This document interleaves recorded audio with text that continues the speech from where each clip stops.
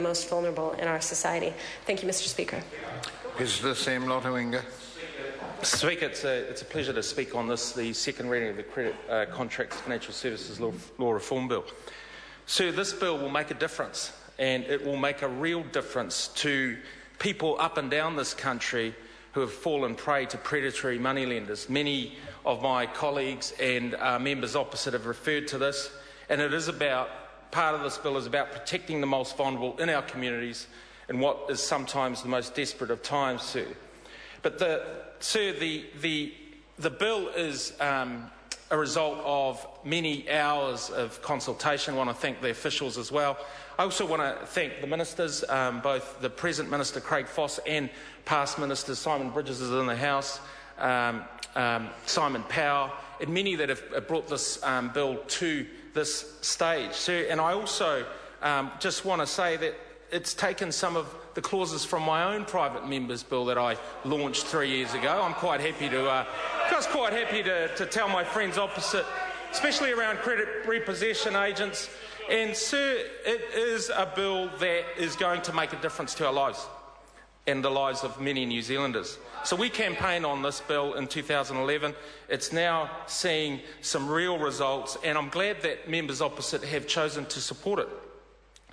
And what they haven't spoken about, sir, is the responsible lending guidelines that will be part of this bill. No, they've talked a lot about interest rate caps, and I will come to that soon.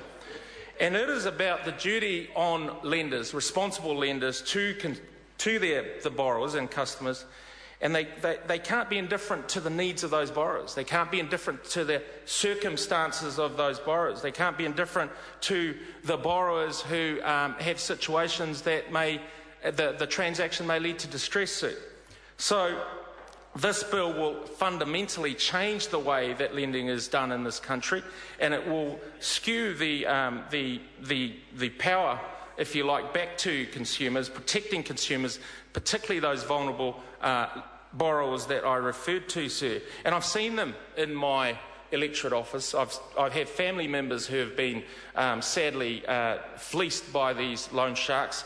And this bill is only part of the overall thrust of our government to assist those lenders. It is about education. It is about having free phone lines that they can access help. And it is about the Commerce Commission playing their role in enforcing and prosecuting these lenders.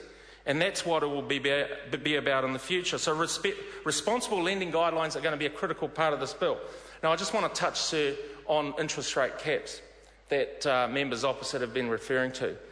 And as I said in a private member's bill that advocated for interest rate caps, and they still don't get it across the aisle, is that what happens when you cap interest rates and fees get out of control?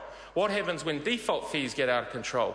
Because what they should be advocating, and I don't hear it, is a cost of finance cap, not an interest rate cap. And if you understand the fundamental difference between fees and interest rates, then you would be advocating the latter.